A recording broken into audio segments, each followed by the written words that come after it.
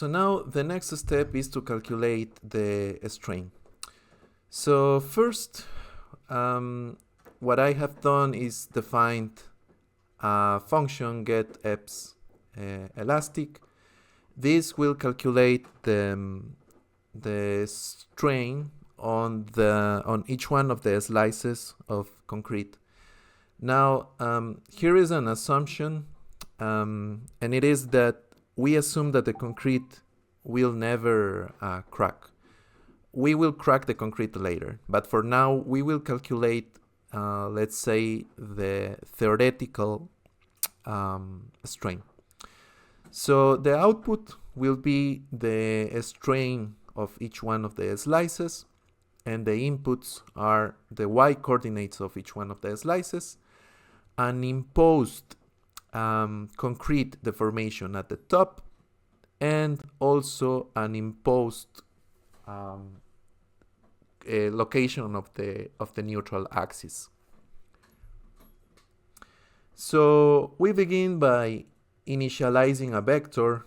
Here we will store all the strains. These will have the same length as the vector y slices, and then we loop over each one of these slices. And on each one of these slices, what we do is actually to store the theoretical theoretical strain that slice would have. So that's it. This is a very, very simple function. And then we can also calculate the strain on the steel. So the output of this function will be the strain on each one of the layers of steel, and the inputs will be an imposed location of the neutral axis, an imposed strain at the top of the beam, and we will also include this vector. If you remember, this vector contains the coordinates of each one of the centroids of my layers of steel. Okay, so let's return here. Okay, yeah. So what we do simply is use the same geometric relation, and with this we can easily calculate the steel strain. One thing, I am using this symbol here just because I would like to have this output as an column vector instead of a horizontal vector, just because I feel that it is easier to see this variable as a column rather than as a row. Okay, so we have calculated the strain in both concrete and steel. Remember that we haven't cracked the concrete yet. It might be cracked, so we need to fix that. So now let's calculate the stress. So we will be using the Todeschini constitutive law for the concrete. So the output of this function will be the stress vector for each one of my layers, for each one of my slices of concrete, and the inputs will be the F prime C, the elasticity modulus of the concrete, and also the strain on each one of the concrete slices. Remember that this value is calculated here in the previous function. Actually, we could use the same name here and here. It doesn't really matter, as these are functions. Okay, so as Todeschini needs to calculate an F prime prime C, we calculate this as 0.9 times FC. We also need to calculate this epsilon 0, which has this equation. And then I will initialize this vector, which will have the same length as the number of slices of concrete. And then we create a loop to go over each one of these values, and then all these values here that are currently 0 will be updated. Okay, so this depends, the update of this value depends on the value of the string of each one of the slices. So in case the current slice is greater than 0, greater or equal, then this vector of stress will be updated with the equation of Todeschini. This means that we are going to the right in this curve. However, if the strain is negative, that means that we are going to the left in the graphic of Todeschini. So in this section, what we will do is to assume that we have a linear function. So then this stress will be calculated as the modulus of elasticity of the concrete times the deformation times the strain, of the slice. So with that, we have calculated the stress, but as you may imagine, we still could have some stresses that go beyond the modulus of rupture. So we are going to fix that now. Okay, so this function get stresses and strain will use these three previous functions, and this will update the stress in case that the modulus of rupture was passed. So the outputs of this will be an updated version of the concrete stress, and it will give us also the real strain of each one of the slices. The inputs will be the f prime c, the modulus of elasticity, and each one of the strains that we calculated previously, and also the modulus of rupture. So we begin by calculating this initial guess, or this initial approximation of the concrete stress by using the previous function Todeschini.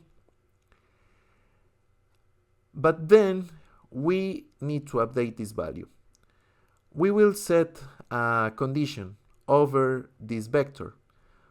This condition position will take only the positions where the values of this stress vector are less than 0, but at the same time the absolute value of those values are greater or equal to the modulus of rupture. So these values that accomplish with this condition must be set to 0, because we know that once the concrete is cracked, it does not contribute to the tension anymore. Okay, so then to do that, we simply said that these original values in the position of this condition position are set equal to 0. And then we will also update this strain in the slices of concrete. We will assume that after the concrete is cracked, the strain is not this one, but it will be set to 0. So we begin by creating a copy of this last initial strain, creating a copy here, but then the values in the same condition position are also set to 0. So now with this function we have already fixed the strain and stresses that go beyond the modulus of rupture. Now we need to calculate the stress on the steel, so we will use the bilinear model. The output of this function will be the stress on the steel, Fs, and the inputs are going to be Fy, which is the yielding stress, the modulus of the elastic modulus of the steel, and the initial strain on the steel that was previously calculated. So we begin by calculating the yielding strain simply by doing this operation. And then we initialize a vector where all the strain of each one of the layers of steel will be stored. So we go on a loop over all the strains in the steel for each one of the layers of steel. So here we impose the condition, and we said if the absolute value of this current strain is less than the yielding strain, the stress is calculated and stored with this equation. If that's not the case, it means that we are at yielding, so we will get the sign of this strain, and then we will multiply this times the yielding stress.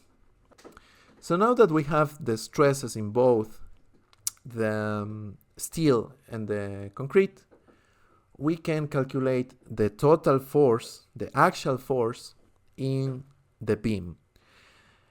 Now, in this point, it might be possible that we have an unbalanced force, which means that the concrete force will be different than the tension force.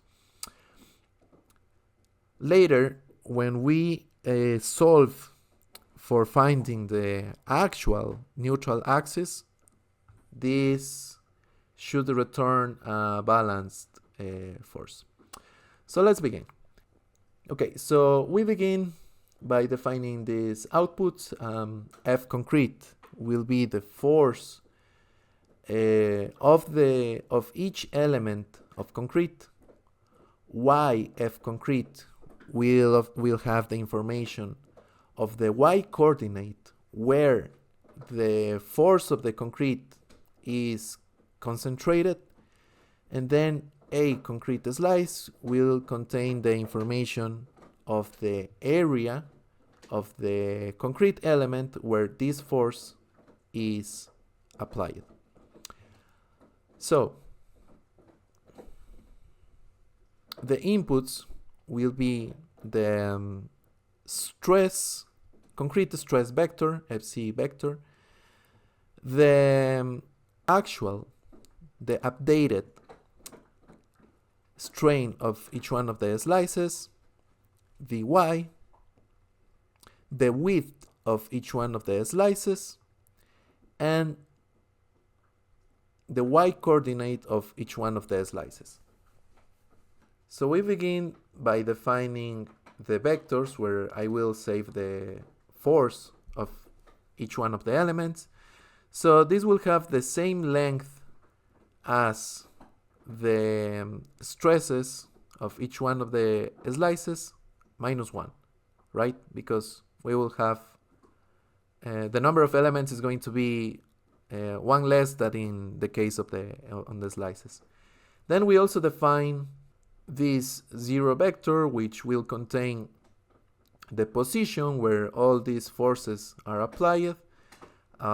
So actually the length of this vector is going to be the same of the length as this vector, so you can use any of them. Actually, to make it more simple, we can just do this. And then we will also calculate the area of each one of those elements of concrete. I should have used elements here. Let's leave it like that. And then, yeah, this is going to be actually the same. So now we can calculate the forces on the concrete. We will calculate the force on each element. So the outputs will be the force on each element, the y coordinate where the force of each element is applied, and also the area of each one of the elements of concrete.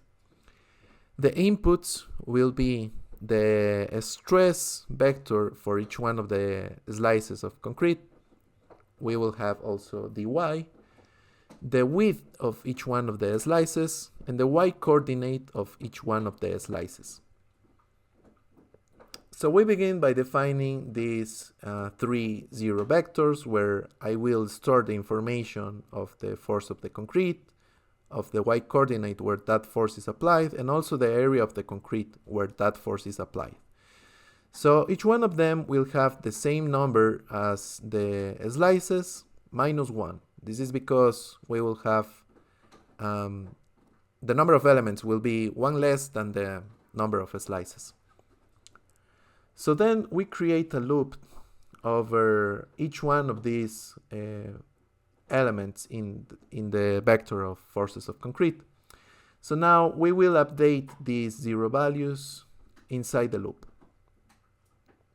First, we begin by calculating an average stress. We will obtain the stress in the top and the bottom slice, and then we will divide this by 2.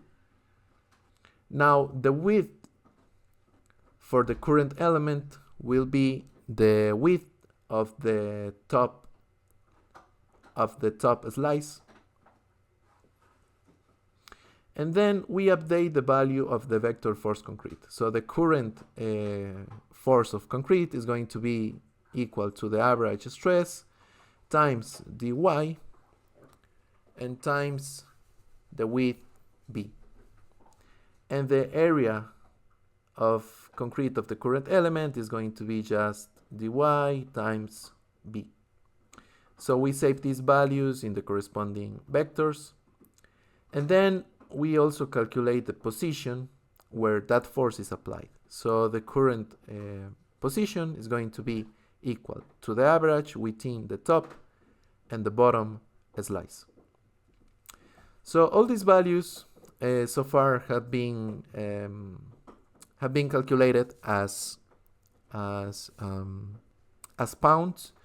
So we will transform this to kips, and then we just divide this by 1000, and the function to calculate force is finished.